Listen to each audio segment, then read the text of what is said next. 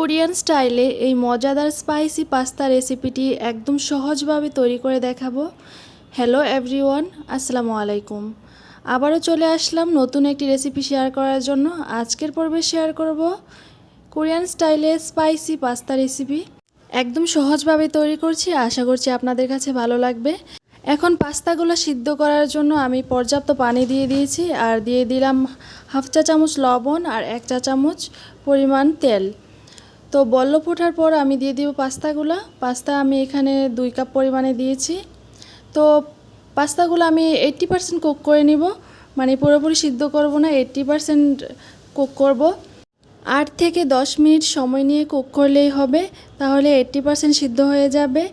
এই নাস্তাটি সকালে অথবা বিকালে নাস্তা হিসেবে রাখতে পারবেন, আবার বাচ্চাদের স্কুলে টিফিনও দিতে পারবেন। তো পাস্তাগুলো সিদ্ধ হয়ে গিয়েছে, এখন আমি একটা ছেঁকনিতে ছেঁকে নিব। পাস্তাগুলো এখন ঠান্ডা পানি দিয়ে আবার ধুয়ে নিব, যাতে একটার সাথে আরেকটা না লেগে যায়।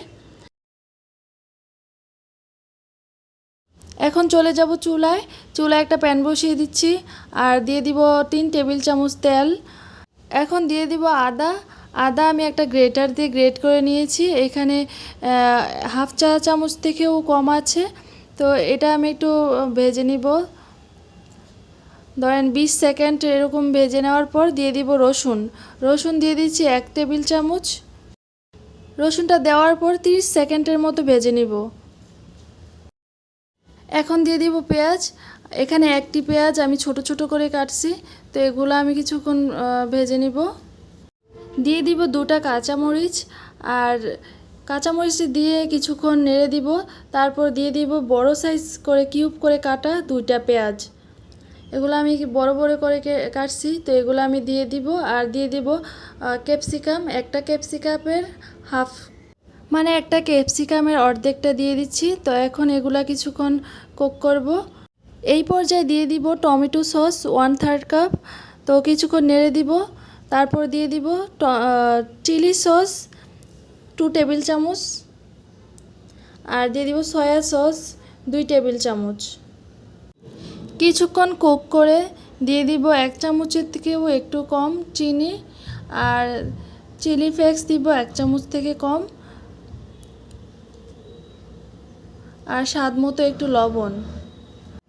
এখন সবগুলো আমি একটু কুক করে নিব, আর এদিক দিয়ে আমি চলে যাব একটা উপকরণ তৈরি করতে। এখানে 1 টেবিল চামচ কর্নফ্লাওয়ার আর হাফ কাপ পানি দিয়ে দিচ্ছি, তো এগুলো আমি ভালোভাবে মিক্স করে দিব।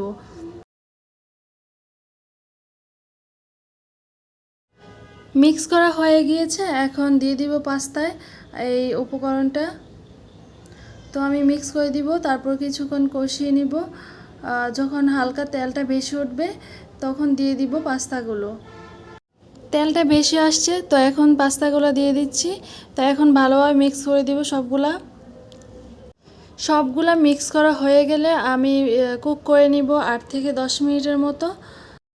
আজকের কোরিয়ান স্টাইলে স্পাইসি পাস্তা রেসিপিটি হয়ে গিয়েছে। আশা করছি আজকের রেসিপিটি আপনাদের কাছে ভালো লেগেছে। যারা এখনও খান নাই অবশ্যই ট্রাই করে দেখবেন কেমন লাগে, আর যারা খেয়েছেন আমাকে কমেন্ট করে জানাবেন আপনাদের কাছে কেমন লাগে। আর নেক্সট টাইম কেমন রেসিপি চান আমাকে কমেন্ট করে জানাবেন, আমি অবশ্যই ট্রাই করব আপনাদের সাথে শেয়ার করার জন্য। আর ভিডিওটি ভালো লাগলে please like, comment and share করে আমার পাশে থাকবেন। ওকে, ভালো থাকবেন। আল্লাহ হাফেজ, আসসালামু আলাইকুম।